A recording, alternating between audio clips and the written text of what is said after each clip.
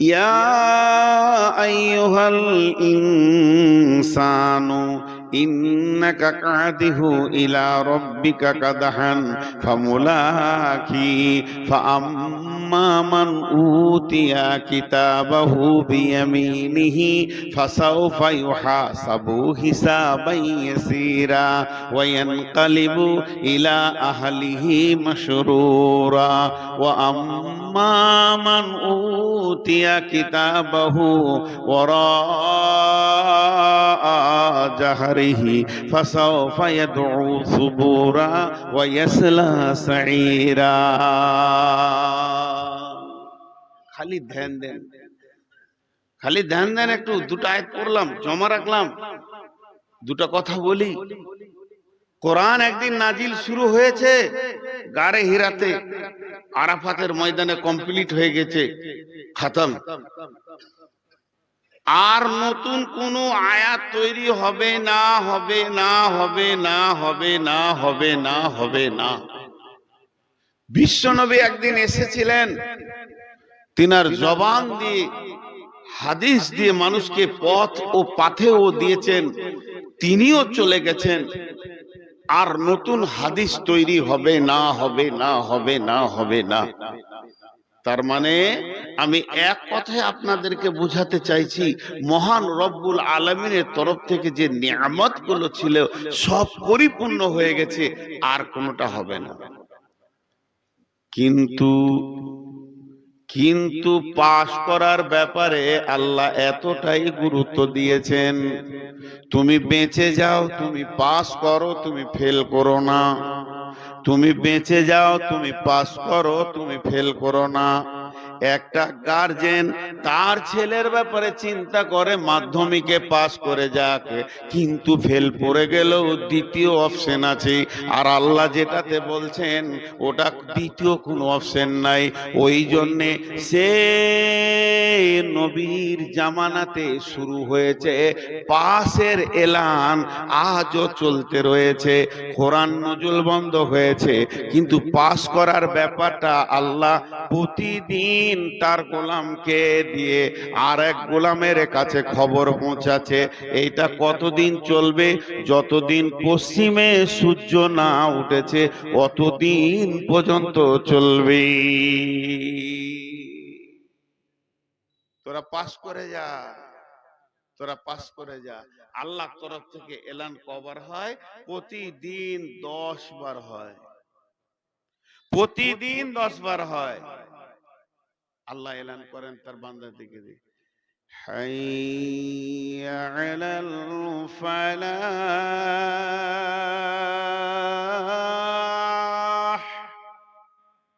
এটা বাংলায় বলছি, আয় তোরা আয়, যদি পাস করবি তো আয়, উত্তোলন হবে তো আয়, সাকসেস জীবন নিবি তো আয়। হাইয়া আলাল ফালাহ। এই পাস করাটা কত গুরুত্ব দিয়েছেন আল্লাহ। আল্লাহ একবার নয়, দুবার নয়, 11টি কসম করে গোলামকে বলছে, গোলাম তুই পাস হয়ে যা, খবরদার ফেল হোস না। আমার মতো মেহেরবান রব থাকতে যদি তুই ফেল পড়ে যাস, তোর মতো হতভাগা আর কেউ নাই। আল্লাহ 11 বার কসম খাচ্ছেন, বিসমিল্লাহির রহমানির রহিম, ওয়াশ শামসি ওয়া দুহাহা, ওয়াল কমারি ইযা তালাহা, ওয়ান নাহারি ইযা জাল্লাহা, ওয়াল লাইলি ইযা ইয়াগশাহা, ওয়াস সামাই ওয়া মা বানাহা, ওয়াল আরদি ওয়া মা তুহাহা, ওয়া নাফসি ওয়া মা সাওয়াহা, ফাআলহামাহা ফুজুরাহা ওয়া তাকওয়াহা। আল্লাহ আসমানের কসম খেলেন, তাজাল্লির কসম খেলেন, রাতের কসম খেলেন। আল্লাহ একটা নয়, দুইটা নয়, তিনটা নয়, পর পর 11টা কসম খেয়েছেন। ছোট্ট মতো একটা কথা বলার জন্যে এতগুলো কসম খেলেন আল্লাহ। সেই কসমগুলো খেলেন শুধুমাত্র একটা কথা বলার জন্যে। সেই কথাটা হলো قد أفلح من زكاها وقد خاب من دساها। পবিত্র যে থাকবে বেঁচে যাবে, নোংরা যে থাকবে ফেঁসে যাবে। ছোট্ট কথা বলার জন্য 11টা কসম। আমাকে এই কমিটির ছেলে একজন এসে বলছে, মৌলানা একটা মিষ্টি খান। আমি বললাম খাবো না, সুগার। না খান। তুমি বললি খাবো নাকি? আমার সুগার অনেক, আমাদের এই মিষ্টিটা বিখ্যাত, খান। এবার কেমন জ্বালা লাগে বলেন? ও শেষকালে আমার হলারে ভরবি। তখন আমি রেগে গেছি, রেগে যখন বললাম আল্লাহর কসম খাবো না। যখন এই কথাটা বলে দিয়েছি আল্লাহর কসম খাবো না, লোকটি বুঝে নিল নিশ্চয়ই মৌলানা রেগে গেছেন, কসম করে নিয়েছে আর মিষ্টি দেওয়া যাবে না। এখন এটা একবার কসম হলো, কিন্তু আমার বড় ভাই আমার পাশে বসে রয়েছেন, ওস্তাদ ভাজন, ওনাকে আমি ওস্তাদ মনে করি, আব্দুল কাদির সাহেব। উনি বলছেন, নূর মোহাম্মদ তুমি অমুক জায়গায় কারো পকেট থেকে 200 টাকা চুরি করেছো, কেউ অভিযোগ করেছে। আমার প্রেস্টিজে লাগলো, না ভাই আমি চুরি করিনি। না নিশ্চয়ই চুরি করেছো, তাছাড়া আমাকে বললো কেন? তখন আমি রেগে গেছি, এতটা পরিমাণ জিদে পড়ে গেছি, একদমে শুরু করলাম আল্লাহর কসম, আল্লাহর কসম, আল্লাহর কসম, আল্লাহর কসম, আল্লাহর কসম, আল্লাহর কসম, আল্লাহর কসম, আল্লাহর কসম, আল্লাহর কসম, আল্লাহর কসম, আল্লাহর কসম, আল্লাহর কসম। ভাই আমি চুরি করিনি। ভাই আমার গুনছেন, নূর মোহাম্মদ 11টা কসম খেলো। তাহলে কসমের লোডটা এত বাড়লো কেন? নিশ্চয়ই এই পাপটাও করেনি। তা আল্লাহ এমন একজন, আল্লাহ এমন একজন, আল্লাহ এমন একজন, আল্লাহ কসম না খেলেও যদি কোনো কথা বলে তো ওটা সত্য। তারপরও আল্লাহ কসম খান কেন? আমাদের মুখ পানে তাকিয়ে খায়। আমরা কসমকে বেশি ভালোবাসি, বেশি বিশ্বাস করি। এই জন্য আল্লাহ ছোট্ট মতো একটা কথা বলছেন। কথাটা কত বড় দেখেন, লিখলে এতটা আসবে, قد أفلح من زكاها وقد خاب من دساها। যে পবিত্র থাকবে, যার গায়ে ময়লা থাকবে না, ওই লোকটা বেঁচে যাবে।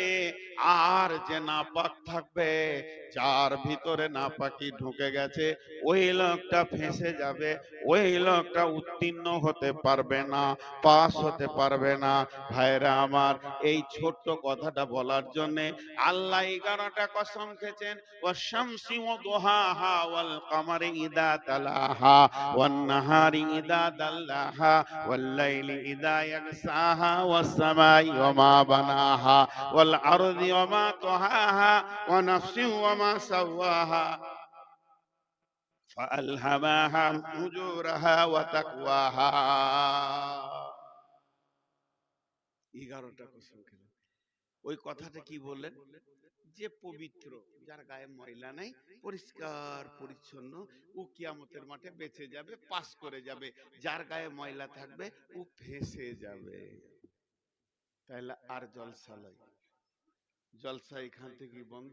আপনারা বাড়ি যান, গোসল শুরু করে দেন, সাবান নিয়ে যে যেখানে যার যেমন গোসলের ব্যবস্থা আছে, মাথা থেকে পা পর্যন্ত কুচলে কুচলে ময়লা তুলে ভালো পরিষ্কার কাপড় পরে এলেন, কিয়ামতে বেঁচে যাবে। ভাই এটা আল্লাহ বলেননি, আল্লাহ এটা বলেননি। মা রে বোন রে, আল্লাহ এটা বলেননি যে তুমি পবিত্র হয়ে যাও, পারফিউম মেখে লাও, তুমি কসমেটিক্স মেখে লাও, বেঁচে যাবে। তাহলে আল্লাহ কি বলতে চেয়েছেন? আম্মা জান আয়েশা, বুখারী শরীফের হাদিস, আল্লাহ নবীকে বলছেন, ইয়া রাসূলুল্লাহ, ইয়া হাবিবাল্লাহ, আমাকে পবিত্র হওয়া শিখিয়ে দেন। ও দয়ার নবী গো, আমি আম্মা জান, আমি আয়েশা কেমন করে পবিত্র হব? আম্মা জান আয়েশা যখন প্রশ্ন করলেন, আল্লাহর নবী বলছেন, আয়েশা রে, সর্বপ্রথম তুমি রুজিকে পবিত্র করো। সব থেকে বড় পবিত্র হচ্ছে রুজিকে পবিত্র করা। আমার গায়ে যদি কুকুরের পেশাব লেগে যায়, এমন কি আমার গায়ে যদি শুকুরের পায়খানাও আপনি ছুড়ে দেন, আমি সাবান রেখেছে যাব, পাক হয়ে যাব। কিন্তু বন্ধুরে, যদি কোনো মানুষ একবার হারামে হলার দিয়ে ভরে দেয়, ওকে যদি 7টা সমুদ্রতে ডুবানো হয় আর পৃথিবীর সমস্ত সাবান গুলো শেষ হয়ে যায়, ওই লোকটা কোনোদিন পবিত্র হতে পারবে না। ওর পবিত্র একটাই জিনিস আছে, সেটা পানি নয়, সেটা সাবান নয়, সেটা সার্ফ নয়। ওই লোকটা তখনই পবিত্র হবে, সোনার ভিতর থেকে যেমন আগুন এসিড দিয়ে খাদ বার করা যায়, ওর পবিত্র জায়গা হলো আল্লাহর জাহান্নাম। জাহান্নামের আগুনে না যাওয়া পর্যন্ত ওই লোকটাকে পবিত্র ঘোষণা করা যাবে না।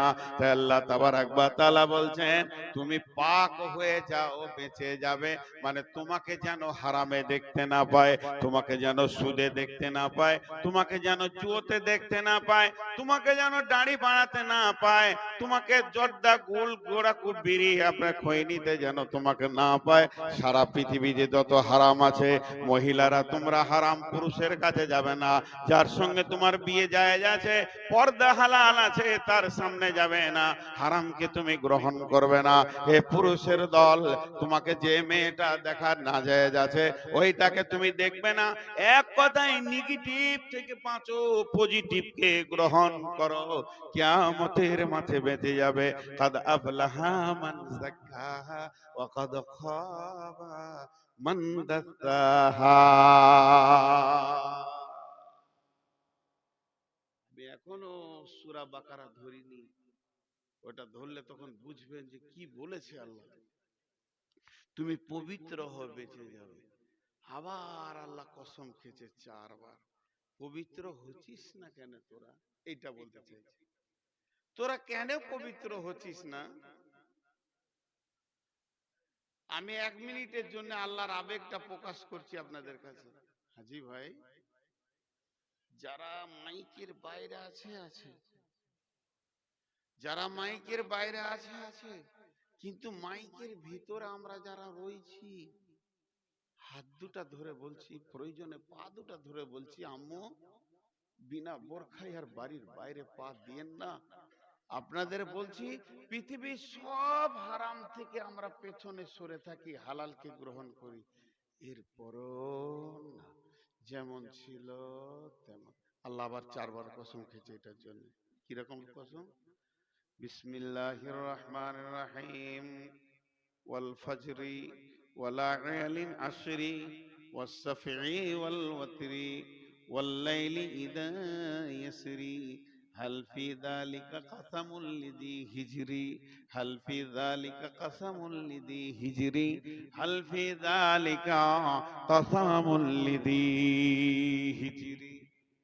রব্বুল আলামিন বলেন, ফজরের কসম করেছেন, ওয়াল ফাজরি ওয়ালায়ালিন আশরি, এবং 10 রাত্রের কসম করেছেন।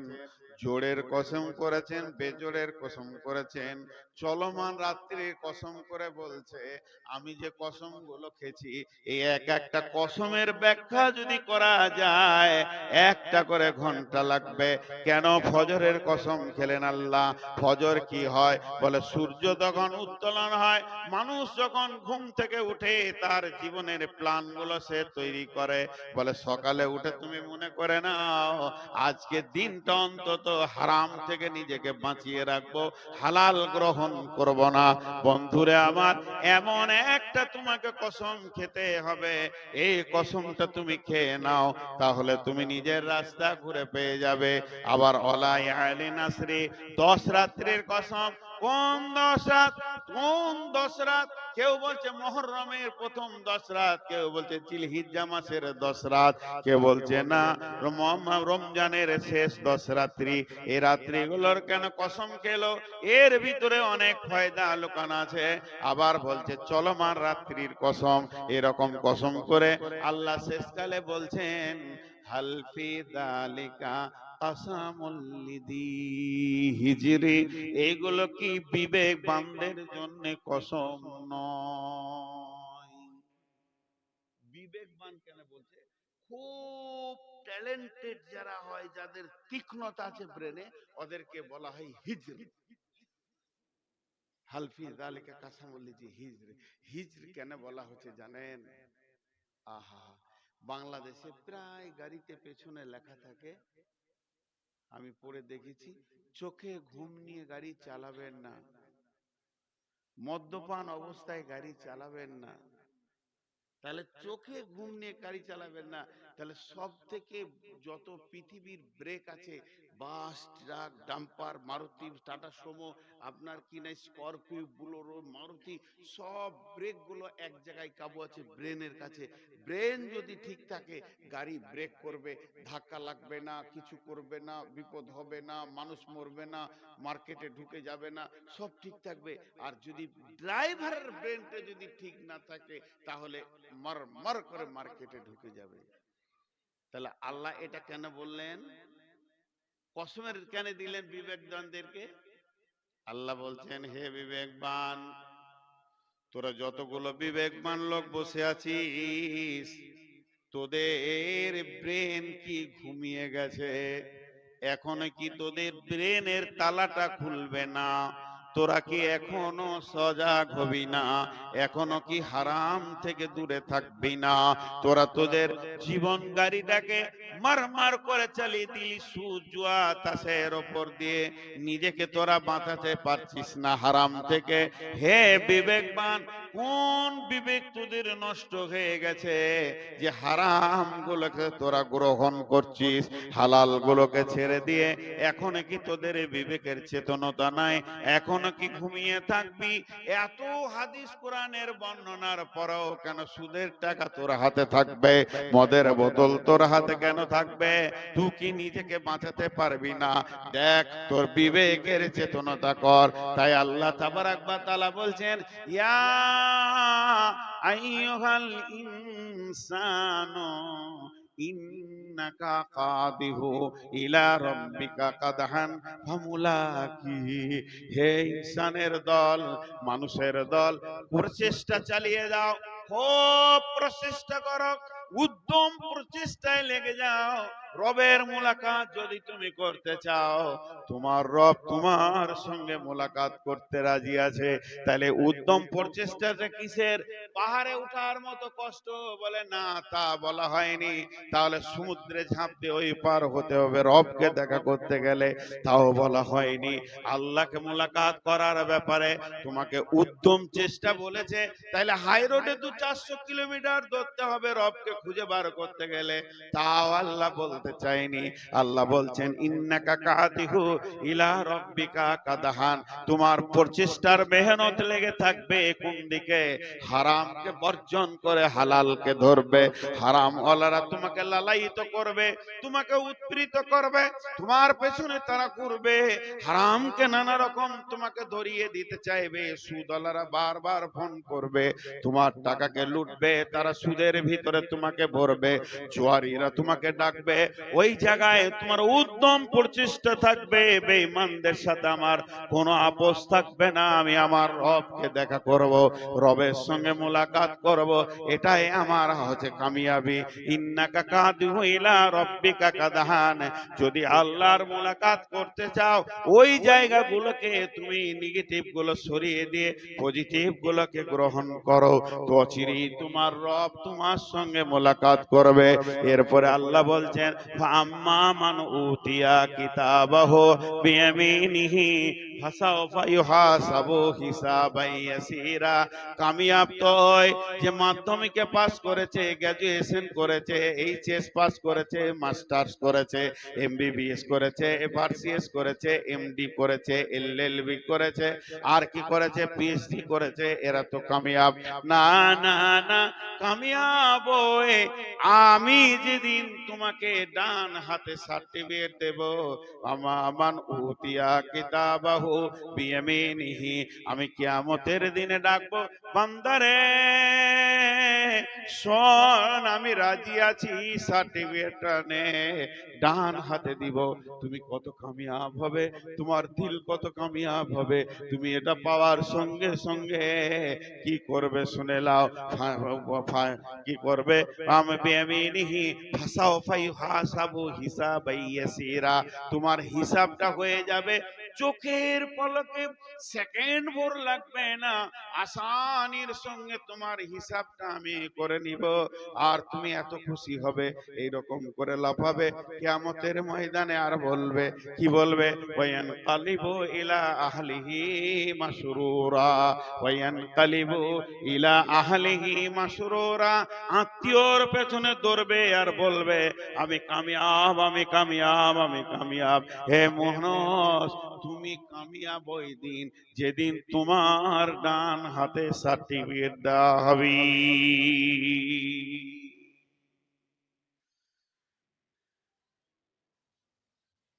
কি বলছি, ছেড়ে দাও তাই বলছি। আচ্ছা, ওরা দাঁড়িয়ে আছে কেন? কত মানুষের মিজাজ কেমন, এত জায়গা ফাঁকা আছে তাও দাঁড়িয়ে আছে। ভাই বিরক্ত লাগছে নাকি আপনাদের? হ্যাঁ, এখন 12টা বাজেনি তো।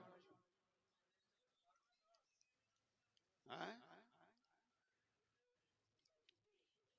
উঠিয়ে না, একটু সবর করেন একটু। আমি খুব ভাইটাল পয়েন্ট ধরেছি বলছি। ওই দিন ও বলবে কামিয়াব। একদিন আমাকে প্রাইমারি স্কুলে সার্টিফিকেট দেওয়া হয়েছে, একদিন হাই স্কুলে দেওয়া হয়েছে, একদিন মাদ্রাসাতে দেওয়া হয়েছে, মক্তবে দেওয়া হয়েছে, আল জামিয়াতে দেওয়া হয়েছে। এই সার্টিফিকেট গুলো সার্টিফিকেট নয়। আসল তো মুসলমানের ঈদ, ডান হাতে যেদিন সার্টিফিকেট পাবে, সেই দিনটা ওর আনন্দের দিন। وأما من أوتي كتابه وراء ظهره, যেদিন মানুষকে আঁধারে পেছন দিকে আল্লাহ এইভাবে সার্টিফিকেট দিবেন, সামনে তাকাবেন না, ওকে কাছে নেবেন না, ওর মুখের দিকেও তাকাবে না। সেদিন হলো সে কাঁদবে, আফসোস করবে, ওয়াইয়াদউ সুবুরা, ইয়াদউ সুবুরা, সে মতকে ডাকবে। মত, মত আয়, আমি মরতে চাই। এখন মানুষ মরতে চায় না, মৃত্যু থেকে বাঁচতে চায়। আর কিয়ামতের দিনে মানুষ মতকে ডাকবে। আল্লাহ বলছেন, ইয়াদউ সুবুরা, মতকে ডাকবে। কেন ডাকবে জানেন? ওর বিবেক বলবে, আমার মা বাপ, ভাই বোন, আত্মীয় স্বজন, ছেলে পিলে, বউ বিটি, স্ত্রী, আর নাতি পুতি, টাকা পয়সা, জমি জায়গা, বাড়ি ঘর, পুকুর বাগান, সব ছিল যেখানে আমাকে ঘিরে, সবাই মহব্বত দিয়ে আমাকে ঘিরে রেখেছিল। মত এমন একটা বস্তু, ওখান থেকে আমাকে একা তুলে নিয়ে চলে এসেছে। সব ভেজাল গুলো সরে গেছে, আমি একা চলে এসেছি। তাহলে আজকে যদি কিয়ামতের মাঠে একবার মত এসে যায়, আমাকে অন্য জায়গায় করে দেবে, আর জাহান্নাম যেতে হবে না। এই মতকে ডাকবে, ওয়ায়াদউ সুবুরা। আল্লাহ জবাবে বলছে, ইয়াদউ সুবুরা, তো ডাকবি মতকে, কিন্তু চলে আসবে ইয়াসলা সাইরা, তোর কাছে জাহান্নাম হাজির হয়ে যাবে, মত হাজির হবে না। ডাকবি মতকে, চলে আসবে জাহান্নাম। এটা আমার সিস্টেম করেছে, আর মত আসবে না। মতের যুগ, মতের স্বাদ, মতের কাল শেষ হয়ে গেছে গোলাম। যখনই মতকে ডাকবি, জাহান্নাম চলে আসবি। বাংলাদেশের একটা ছেলে কুয়েত গেছে, কুয়েত। নতুন মানুষ কুয়েত গেছে, আরবি বুঝে না। লবণ বুঝেন? লবণ, লবণ বুঝেন? কোথায় ভাতে দেয় না, ওকে সাদা ভাষায় বলে নুন। লবণ মানে নুন। আর আরবিতে লবণ মানে, লবণ মানে দুধ। আরবিতে লবণ মানে দুধ। তো নতুন কুয়েত গেছে, এখন আরবি টারবি বুঝে না। হোটেলে খেতে বসেছে, তো একটু নুন দরকার। তো হোটেলের লোক, ছেলেগুলো বলছে ওই লবণ লবণ, আর এক গ্লাস দুধ দিয়ে দিয়েছে। চেয়েছে লবণ, এসেছে দুধ। ভাষার গোলমাল। সৌদিতেও তাই দিবে। চেয়েছে লবণ, দিয়েছে দুধ। ও চাইবে কিয়ামতের মাঠে মত, আসবে জাহান্নাম। আল্লাহ সিস্টেম করে রেখেছে। এর নাম কামিয়াব নাই, এর নাম কামিয়াব নাই। ভাইরা আমার, আল্লাহ তাবারক ওয়া তাআলা কোরআনকে শুরু করছেন, সূরা বাকারাকে শুরু করছি এবার। বিসমিল্লাহ। এতক্ষণ ছিলাম ভূমিকায়, এগুলো সব প্রত্যেকটা আয়াতের সঙ্গে কাজে লাগবে, এই জন্য বলে নিলাম। এবার আল্লাহ বলছেন বিসমিল্লাহির রহমানির রহিম। আলিফ লাম মিম। যালিকাল কিতাবু লা রাইবা ফীহি হুদাল লিল মুত্তাকিন। আলিফ লাম মিম, এটা হরফে মুকাত্তাত। এর তর্জমা হচ্ছে আলিফ লাম মিম। প্রত্যেকটা অক্ষরে 10-10 নেকি আছে। এটা মানে একমাত্র আল্লাহ জানেন। এর একটাই মানে আল্লাহু আ'লামু বিমুরাদি। এর আসল খবর আল্লাহ ছাড়া পৃথিবীর কোন মানুষ জানে না। ইভেন নবী সাল্লাল্লাহু আলাইহি সাল্লামকেও পর্যন্ত বলা হয়নি। এর ভিতরে কি গোপন তত্ত্ব রয়েছে, কি গোপন রহস্য লুকানো আছে, একমাত্র আল্লাহই জানে। আলিফ লাম মিম। তারপরে আল্লাহ বলছেন যালিকাল কিতাবু লা রাইবা ফীহি হুদাল লিল মুত্তাকিন। আপনাদেরকে একটা উদাহরণ দিব। অনেক লম্বা রাস্তা আমাদেরকে যেতে হবে। নিজের ঘরে যেতে গেলে ওই রাস্তায় যেতে হবে। সেই রাস্তাটা 3টে বিড়ম্বনা জায়গা আছে। 3টি, অনেক লম্বা রাস্তা, 3টি বিড়ম্বনা জায়গা আছে। ওই রাস্তাতে একটা সুলঙ্গ পথ আছে। সেই সুলঙ্গ পথ পার হয়ে একটা বিশাল জঙ্গল। জঙ্গলটা যখন আপনি পার হয়ে যাবেন, একটা ব্রিজ পাবেন। এই ব্রিজটা অনেক লম্বা, দীর্ঘ সময় ব্রিজটা পার হতে লাগবে। ওই ব্রিজটা পার হওয়ার পর সামনে একটা আপনার ঘরের চৌকাটা আসবে। ওই চৌকাটা পার করে যখনই আপনি ঘরে ঢুকে যাবেন, এর জীবনটা নাম হলো কামিয়াব। পৃথিবীতে আদমকে যেদিন বানানো হলো, গোটা পৃথিবীটা ফেটে 2 ভাগ হয়ে গেল। গোটা পৃথিবী আর একটা থাকলো না। ইবলিস, আজাজিল একটা বড় আল্লাহর ওলি ছিল, একটা আবিদ ছিল। পৃথিবীর সব জায়গায় এসে ভ্রমণ করেছে, আল্লাহকে ডেকেছে, সাজদা করেছে। যখনই আদম এলো, ইবলিস শয়তান সেই দিনই ইবলিস হলো। আদম আর ইবলিস 2 মেরু হয়ে গেল। একদিকে আদম, একদিকে ইবলিস, একদিকে আদম, একদিকে ইবলিস, একদিকে ফিরআউন নমরুদ, একদিকে মুসা ইব্রাহিম। এইভাবে চলতে চলতে বিশ্ব নবী একদিকে, একদিকে আবু জাহেল। এরকম চলতে চলতে পৃথিবী এখনো 2 দিকে মেরুকরণ আছে। আজকে পৃথিবীতে বেঈমানরা একদিকে হয়ে গেছে, আর মুমিনরা একদিকে হয়ে গেছে। সারা পৃথিবীর মুমিন একমত। মুমিনের উপরে উত্তরণ চলছে চলতে চলতে আল্লাহ যেদিন মুমিনদেরকে 100 ডিগ্রি অ্যাঙ্গেলে ঘুরিয়ে দেবে, সেদিন একদিন বিজয়ী আসবে। এই পৃথিবীর মাটিতে ইসলামের পতাকা তুলবে, ইসলাম কায়েম হবে। লম্বা চওড়া ঘটনা আছে। তাহলে জেনে নেন, পৃথিবীটা 2টি মেরুকরণ হয়ে হয়ে গেছে একটা বেঈমানদের আন্দোলন, একটা ইমানদারের আন্দোলন, তেমনি রাস্তাও দুটি হয়ে গেছে। আল্লাহ সূরা বাকারার মধ্যে বলছেন, বিসমিল্লাহির রহমানির রহিম, আল্লাহু ওয়ালিয়ুল্লাযীনা আমানু ইখরিজুহুম মিনাজ যুলুমাতি ইলান নূর ওয়াল্লাযীনা কাফারু আউলিয়াউহুমুত তাগুতু ইখরিজুনাহুম মিনান নূরি ইলায যুলুমাত উলাইকা আসহাবুন নারি হুম ফিহা খালিদুন। এখানে পশ্চিম দিক কোনটা? পেছন দিকটা। আমি দিক চিনতে পারছি না। একটা খালি কথা বলেছেন এইটা পশ্চিম, বাকিটা আমার চিনতে অসুবিধা হবে? বাকিটা চিন্তা অসুবিধা হবে? তাহলে দুটো রাস্তার কথা বলেছেন। ইমানদারদের রাস্তাটা কথা বলার পরে পরেই বেঈমানদের রাস্তাটা ধরেছে। আর বেঈমানদের রাস্তার শেষটা বলেছে, ইমানদারদের রাস্তার শেষটা বলেনি। কেন বলেনি? মহব্বতের কোনো মাপ নাই, কিন্তু শাস্তির মাপ আছে। এই জন্য বেঈমানদেরকে বলছে তোদের রাস্তাটা সোজা গিয়ে একদম লেলিহান অগ্নিশিখাতে ঢুকেছে। আল্লাহ নিজে বলছেন। বহরমপুরকে বাইপাস করে বেলডাঙ্গা কৃষ্ণনগরকে ফাটিয়ে দিয়ে এদিকে আপনার ওমরপুর হয়ে ফারাক্কা হয়ে একটা হাই রোড ধরছে, আর একটা হাই রোড পাটনার ভিতর দিয়ে দিল্লি ধরছে। শিলিগুড়ি থেকে, কলকাতা থেকে দুইটি হাই রোড একসঙ্গে বের হয়েছে।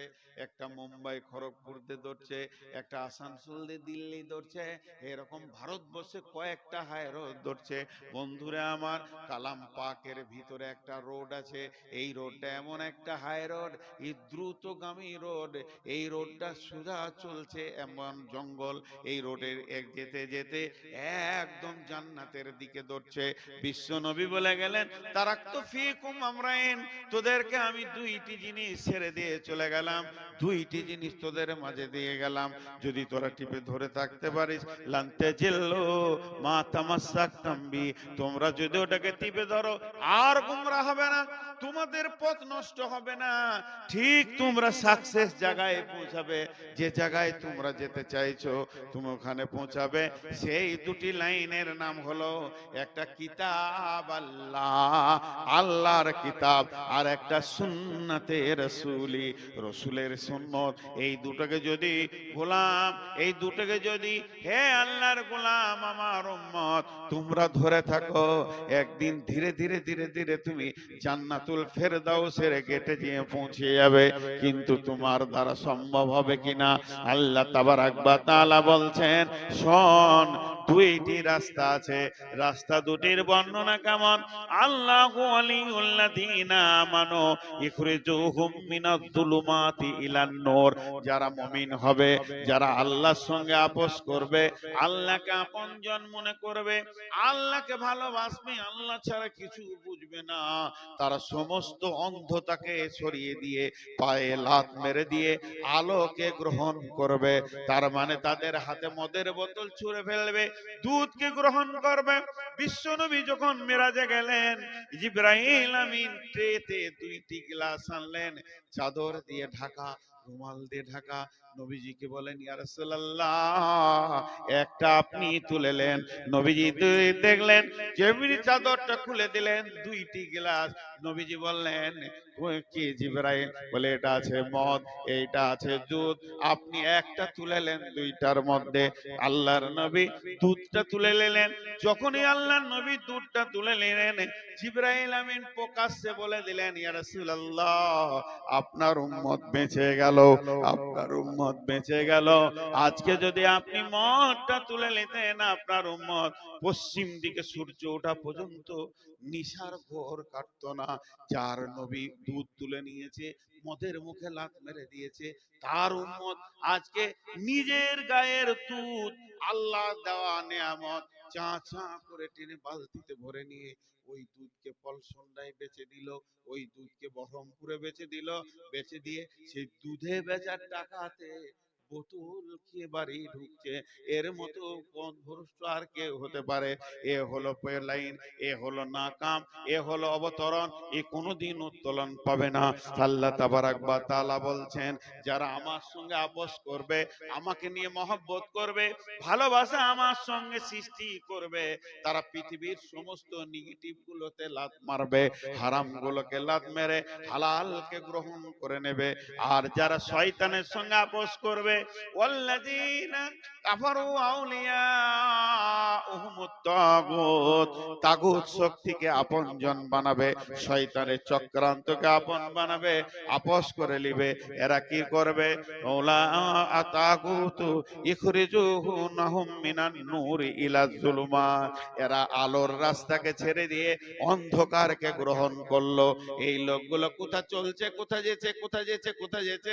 এ চলছে চলছে চলছে চলছে, যেদিন রাস্তাটা শেষ হবে, উলাইকা আসহাবুন নারি হুম ফিহা খালিদুন, এই লোকগুলি জাহান্নামের আগুনে ঢুকবে।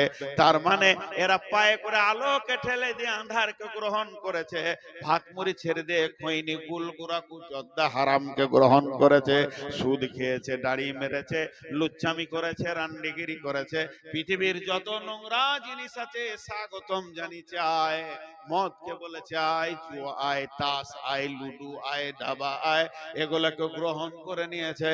আল্লাহ তাবারাক ওয়া তাআলা বলছেন, আলো নাই, অন্ধকারে হাঁটতে শুরু করেছে। উলাইকা আসহাবুন নারি হুম ফিহা খালিদুন, একটা গ্রুপের জন্য আল্লাহ বলে দিলেন জাহান্নামের ভিতরে ঢুকবি।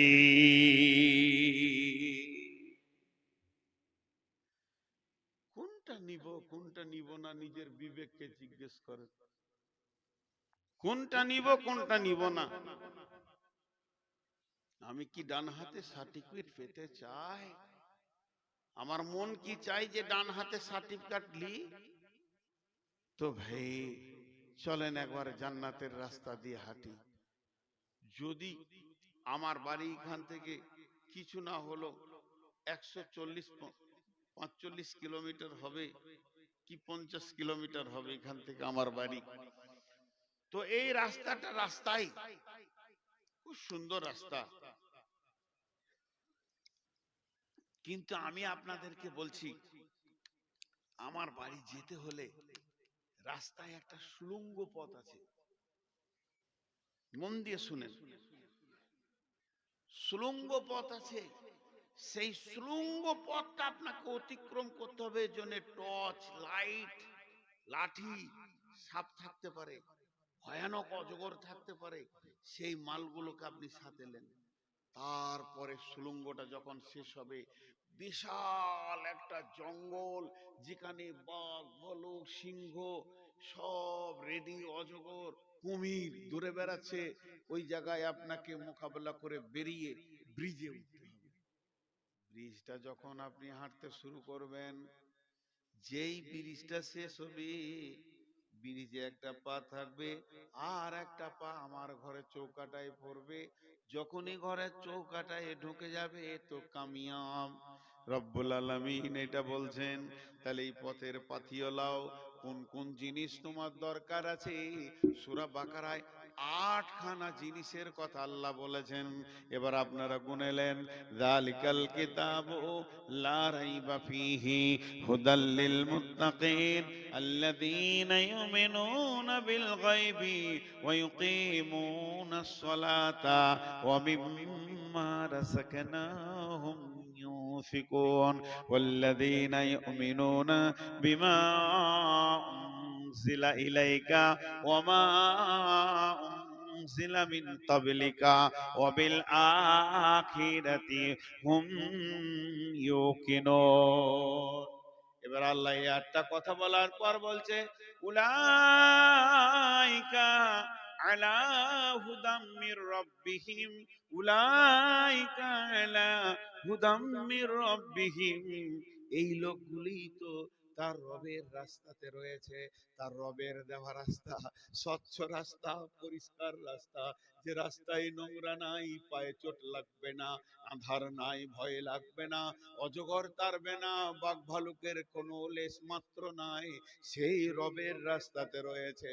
ওয়া উলাইকা হুমুল, বলেন, মুফলিহুন, এরাই কামিয়াব। এরাই তো আল্লাহর রাস্তায় রয়েছে। যার কাছে 8টা জিনিস হচ্ছে সে তো কামিয়াব, কি তো অন্ধকারে নাই। আল্লাহ নিজে বলছেন, যে রাস্তার কথা আমি বলছি এবার বুঝলেন, সেই রোডটা আছে কোরআনের ভিতরে, জান্নাতের রাস্তা। আমরা হাঁটছি এই পৃথিবী জান্নাতের দিকে চলছি, সুলঙ্গ পথ। আমাদের জীবনে সুলঙ্গ পথ বলতে কবরকে বোঝানো হয়েছে। কবরে আপনাকে অজগরে তাড়বে, কবর একটা আঁধার জায়গা। বিশ্বনবী কবরের 2টি রূপ বলেছেন। কবর হলো জাহান্নামের সুলঙ্গ কিংবা জান্নাতের টুকরো। জাহান্নামের সুলঙ্গ বেঈমানদের জন্য ওটা জাহান্নামের সুলঙ্গ পথ। কবরে ঢুকলো মানে সুলঙ্গতে চলতে শুরু করলো, সে জাহান্নামের দিকে ধাবিত হয়েছে। কিংবা নবীজি বলছেন জান্নাতের টুকরো, সেখানে সে আনন্দের মধ্যে থাকবে। এই সুলঙ্গ পথ যখন অতিক্রম হয়ে যাবে, কিয়ামতের ময়দানে তোলা হবে। ওখানে জেনেলেন আপনার বক ভালুক বলতে চারিদিকে জাহান্নাম যেন হা হা করছে, অগ্নি লিলিহান শিখায়, তুই কত হারাম কিছু চাই। আর ফেরেশতারা যেন খুঁজে বেড়াচ্ছে বেঈমান কই, কই সে।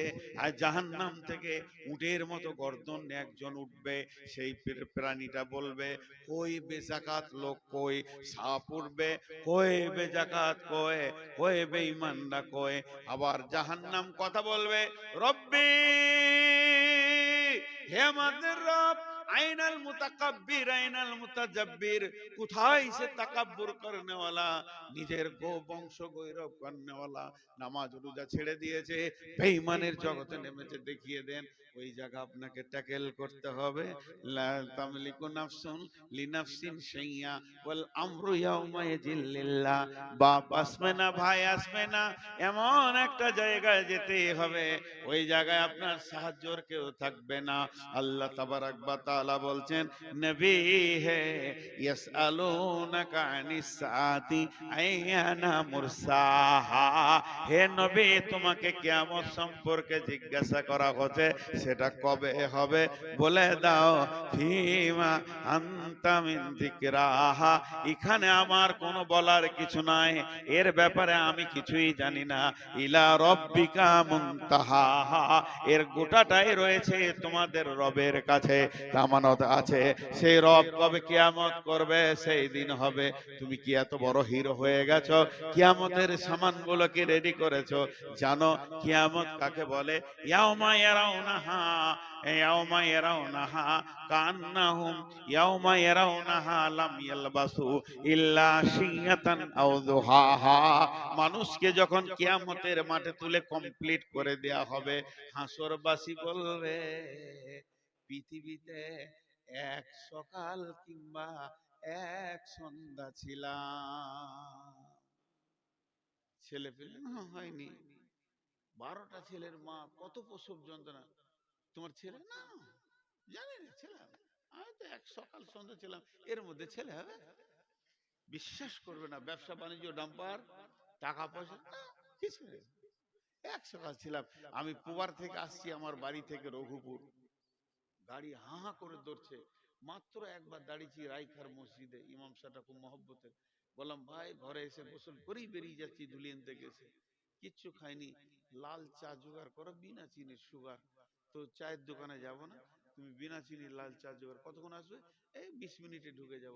শুধু মসজিদে দাঁড়ালাম, দেখছি চা রেডি আছে, লাল চা, সুগার ফ্রিতে 1 কাপ চা খেলাম আর 2টি মুড়ি খেলাম, আবার গাড়ি ছাড়লাম। এখন যদি কেউ বলে রাইখাই কতক্ষণ ছিল, এক কাপ চা খেয়েছি। এইরকম কাউকে যদি কিয়ামতের মাঠে বলা হয়, তুমি দুনিয়াতে কতক্ষণ ছিলে? আল্লাহ বলছে, ও বলবে ইল্লা আশিয়াতান আও দুহাহা, একটা সকাল কিংবা একটা সন্ধ্যা ছিলাম, এর বেশি পৃথিবী হলে আমি কিছু বুঝি না। অথচ আমি এই পৃথিবীতে 54 বছরকে চেটে খেয়ে নিলাম, 54 বছর হজম করে দিলাম, এটাকে বলবে এক সকাল কিংবা এক সন্ধ্যা? আল্লাহ তাবারক ওয়া তাআলা বলছেন, ওই কিয়ামতটা যখন পেরিয়ে যাবি, তোর সামনে আসবে একটা ব্রিজ, পুলসিরাত, ওখানে তোকেই উঠতে হবে। ওয়াইম মিনকুম ইল্লা ওয়ারিদুহা কানা আলা রাব্বিকা হাতমাম মাকদিয়া। আমি অজীব করে দিয়েছি, পুলসিরাত এমন একটা রাস্তা, আমি আমার নবীকেও পর্যন্ত মাফ করিনি, এমন কি বিশ্ব নবী পর্যন্ত পুলসিরাতে পা দেবেন, তারপরে তিনি জান্নাতে যাবেন। তাহলে পুলসিরাতে উঠতে হবে। ওইটা পার হয়ে গিয়ে যখন তুই জান্নাতের চৌকাটা ঢুকবি, ওই দিনটাই তোর ঈদের দিন, ওইটাই হলো তোর আনন্দের দিন। ওই আনন্দ আর কোনো দিন ভাঙবে না, নষ্ট হবে না, আজরাইল তোর বিরুদ্ধে যাবে না, বয়স এক্সপায়ার হবে না, 33 থেকে 34 হবে না, কোটি বিলিয়ন মিলিয়ন বছর থাকবে, আবাদান আবাদা থাকবে, আর বয়স বাড়বে না। এরই নাম হলো আপনার কিনা সাকসেস, এরই নাম হলো পার। গোটা রাস্তাটা বলে দিলাম, বাকি থাকলো সামানগুলো কি কি নেব। জলসা হচ্ছে মাদ্রাসার, একটা কোরআন শরীফ নাই ওইখানে। ছি ছি ছি, দেখবো ভুলে গেছি তো। মনে করছে যে মৌলানা সাহেব, শেখ সাহেব যেমন মানে পণ্ডিত, তো নূর মোহাম্মদ মনে হয় পণ্ডিত। মূর্খ সূর্খ মানুষ দু একবার কোরআন শরীফটা খুলে দেখবো তো নেই। আবার এখন কোরআন আনতে চান না, মানে শেষ বয়স আর সাজিয়ে লাভ নেই। এবারে 8টা জিনিস আপনাদের সামনে একটা একটা করে গুনিয়ে দিই, কোরআন থাকলে তুলে দেখাতে পারতাম। আল্লাহ বলছেন, যালিকাল কিতাবু লা রাইবা ফীহি। নাম্বার 1, যদি সুলঙ্গ পথ পের হয়ে অতিক্রম করে তুমি জান্নাতের গেটে পৌঁছাতে চাও, তো প্রথম নম্বরে আমার কোরআনের উপরে কোনো সন্দেহ রাখিও না। যা আছে তা সত্য আছে, সত্য ছাড়া মিথ্যার লেশ মাত্র নাই। মহাসত্য কোরআনকে গ্রহণ করো, এই কিতাবকে গ্রহণ করো। এই কিতাবের মধ্যে কোনো সন্দেহ নাই, কিতাবের সন্দেহ নাই, জি না। একটা জের, একটা জাবার, একটা পেশ, একটা তাসদীদ, একটা অক্ষর, কোন সন্দেহ নাই। গোটা কোরআনটা সত্য এবং গোটা কোরআনটা আল্লাহর বাণী। গোটা কোরআনটা কার বাণী? আল্লাহর। আল্লাহর নাম মহব্বতের সঙ্গে লিব, আল্লাহ খুশি হবেন। গোটা কোরআনটা কার বাণী? আল্লাহর। এর মধ্যে কোনো সন্দেহ নেই। সন্দেহ না থাকার কারণটা কি? বিসমিল্লাহির রহমানির রহিম। هو الذي بعث في الأميين رسولا منهم يتلو عليهم آياته ويزكيهم ويعلمهم الكتاب والحكمة وإن كانوا من قبل لفي ضلال مبين। আয়াতটা অন্য, তাফসীর, এই আয়াতের ব্যাখ্যা অন্য, এই আয়াতের সাবজেক্ট অন্য। শিক্ষা সম্পর্কে বলতে গেলে আয়াতটা কাজে লাগে। শুধু সামান্য একটু জড়িয়ে নেব। ফিল উম্মি, আমাদের নবী উম্মি ছিলেন। আমাদের জমি মূর্খ ছিলেন বলবেন না, তিনি পণ্ডিতের পণ্ডিতের পণ্ডিত ছিলেন, কিন্তু স্বাক্ষর ছিলেন না, তিনি অক্ষর দেখেননি, তার মানে অক্ষর চিনতেন না। বিশ্ব নবীকে অক্ষর দেওয়া হলো না কেন? বিশ্ব নবীকে অক্ষর দেওয়া হলো না কেন? তিনাকে অক্ষরের জ্ঞান দেওয়া হলো না কেন? আল্লাহ তিনাকে স্বাক্ষর করলেন না কেন? চারটা কারণ আছে। দুটো দুর্বল কারণ আর দুটো সবল কারণ। দুর্বল কারণ একটা বলছে মানুষ মা বাপ ছিল না পড়াবে কে, এটা দুর্বল কারণ। দ্বিতীয় কারণ হচ্ছে সারা পৃথিবীর লোক অক্ষরের মাধ্যমে শিক্ষিত, আমার নবী বিনা অক্ষরে শিক্ষিত, আরো দামি হলো, আমার নবীকে কোনো অক্ষর লাগে না, আরো শিক্ষিত।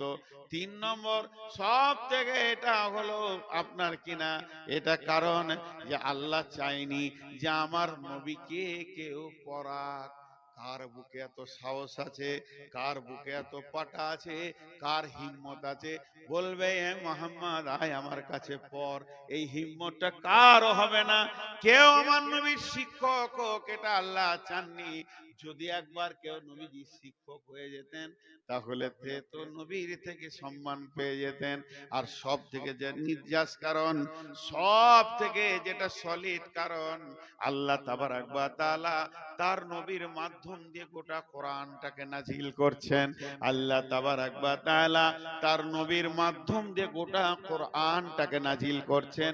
এর জন্যই নবীকে নিরক্ষর করে দিলেন, যাতে করে কেউ না বলে যে এটা আল্লাহর বাণী লয়। এখানে নবী মুহাম্মদ দুটা কলম ভরে দিয়েছে, দুইটা অক্ষর ভরে দিয়েছে, দুটা ভাষা ভরে দিয়েছে।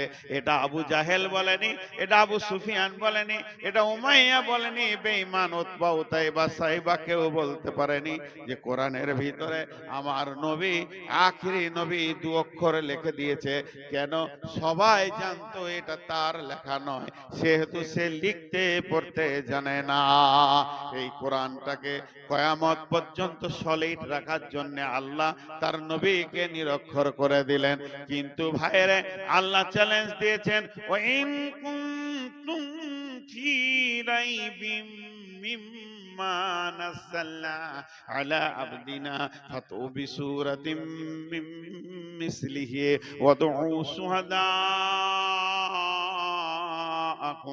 মিন দুনিল্লাহি ইন কুনতুম সাদিকিন। হে বিশ্ববাসী, যতজন বচসা করো, তর্ক করো, কোরআনের বিরুদ্ধে কথা বলো, যদি তোমাদের ক্ষমতা থাকে আর সারা পৃথিবীর জ্ঞান বিজ্ঞানী এক জায়গায় হয়ে যাও, আল্লাহকে বাদ দিয়ে দেখি আমার কোরআনের মতো একটা ছোট্ট সূরা লিখিয়ে দেখিয়ে দাও, পারবে না, পারবে না, পশ্চিম কালেও পারবে না। অতএব এই কোরআনের উপরে 100% বিশ্বাস রাখতে হবে। 1 নম্বর গেল। 2 নম্বর, কোরআন বলছেন হুদাল লিল মুত্তাকিন, এই কোরআন হেদায়েত দেবে মুত্তাকিদেরকে। তাহলে তোমাকে মুত্তাকি হতে হবে, মুত্তাকি হয়ে তোমাকে কোরআনের আওতাভুক্ত আসতে হবে, নচেত তুমি হেদায়েত পাবে না।